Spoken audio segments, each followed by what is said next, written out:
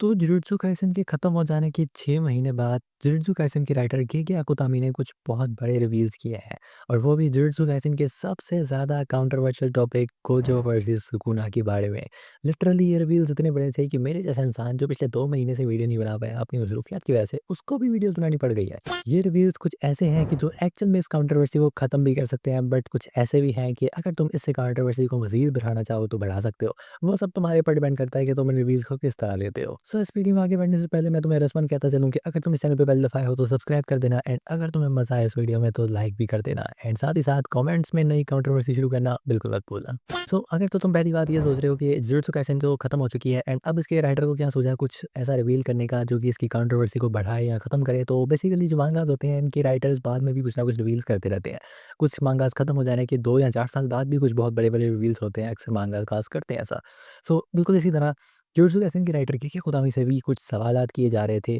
जहाँ पे वो कुछ सवालों के जवाब देते हुए एक बहुत ही कंट्रोवर्शियल सवाल पूछा गया उनसे, और वो ये था कि कोजो आखिरकार सुकुना के अगेंस्ट कैसे हार गया?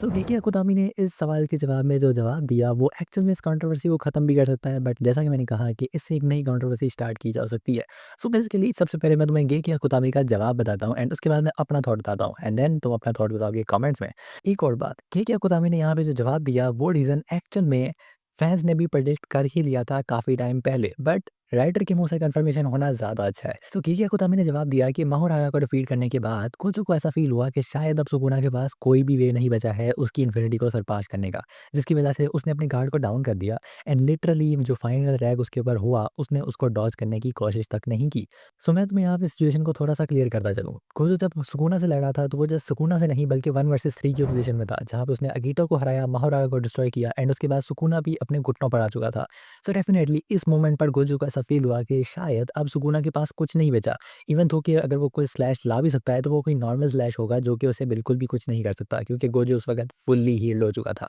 येस, गोजो ने उस वक़्त अपने ब्लैक फिस्ट चला-चला के अपनी रिवर्स क्लच टेक्नीक को इतना पुश कर लिया था कि वो अब फुल्ली हील्ड हो चुका था। इवन दो कि अगर अगर गोजो उस वक़्त अपना गार्ड डाउन नहीं करता, यानी वो जस्ट सुकुना के उस फाइनल अटैक को डॉज कर लेता, तो सुकुना के पास कोई भी रास्ता नहीं था गोजो को हराने का, बिकॉज़ गोजो अपनी फुल स्ट्रेंथ में था और सुकुना की हालत ऐसी थी। सो जस्ट लाइक दैट गोइचिया कुतामी ने रिवील किया कि इस गोजो सिर्फ इसलिए हार गया बिकॉज़ उसने इस बात को मिसअंडरस्टैंड किया कि सुकुना के पास अब भी कोई वे बचा है। बट यहाँ पे सवाल ये है कि आखिरकार कोई इंसान ये चीज़ कैसे सेंस कर सकता है, जबकि सामने वाला बाइंडिंग वाव यूज़ कर रहा है? अगर तुम लोगों को याद हो कि जब सुकुना के साथ यूजी और बाकी सारी टीम लड़ रही थी, उस वक़्त हमें ये बात रिवील की गई थी कि जो गोजो है, उसके अगेंस्ट लड़ते हुए भी सुकुना ने बाइंडिंग वाव यूज़ किया था। यानी जो लास्ट पर स्लैश लाया था, उसे चलाने के लिए सुकुना को एक हैंड साइन बनाने की ज़रूरत पड़ती है, बट सुकुना का हाथ कट चुका था एंड उसने उस हैंड साइन वाली शर्त को बायपास करने के लिए बाइंडिंग वाव का इस्तेमाल किया था। यहाँ से ये बात क्लियर होती है कि गोजो के लिए ये अज़्यूम करना कि अब सुकुना के पास कुछ नहीं बचा है, ये बिल्कुल सही सोच भी थी, बिकॉज़ कोई भी होता इस जगह पर तो वो यही सोचता कि भाई अब सुकुना कुछ नहीं कर सकता, क्योंकि सुकुना लिटरली बाइंडिंग वाव यूज़ कर रहा था वहाँ पे। एंड जिस वक़्त हमें ये बाइंडिंग वाव वाली बात रिवील की गई थी, उस वक़्त काफ़ी सारे फैन्स ने ये बात कही थी कि शायद गोजो जो उस वक़्त हारा, उसका रीज़न यही था कि गोजो ने खुद से ही ये सोच लिया था कि अब सुकुना के पास कुछ नहीं बचा, एंड अब यही सेम बात गेकी अकुतामी ने अपने मुँह से भी क्लियर कर दी है।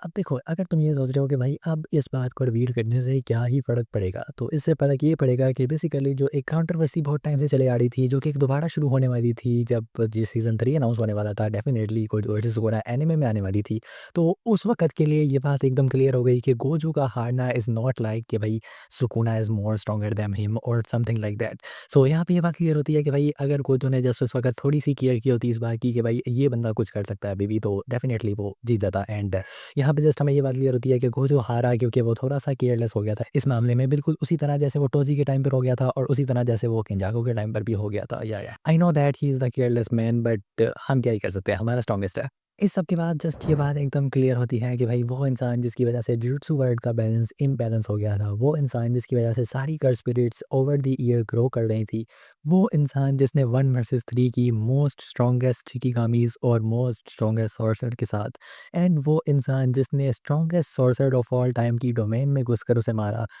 वही है इस सीरीज़ का सबसे ज़्यादा strongest Satoru freaking Gojo. Well यहाँ पर ये होता मैंने जस्ट गोजो के बारे में रिवील्स ही नहीं किए, बल्कि कुछ और लोगों के बारे में भी कुछ रिवील्स किए, but we are not interested in that. अगर तुम चाहो तो जाके चेकआउट कर सकते हो। यहाँ पे टाकावा, यूजी और मेगुमी के बारे में भी कुछ एक्सप्लेनेशंस की गई हैं, ये की तरफ से, बट जिस चीज़ में हम इंटरेस्टेड थे उस पे हमने बात कर लिया। सो अगर तुम इस बात से इत्तेफ़ाक करते हो जो कि कोतामी ने कहा, तो डेफ़िनेटली तुम्हारा एक लाइक करना बनता है एंड कमेंट्स में बताना भी बनता है। सो आज की वीडियो में जस्ट इतना ही, मिलते हैं नेक्स्ट वीडियो में, तब तक के लिए बाय बाय।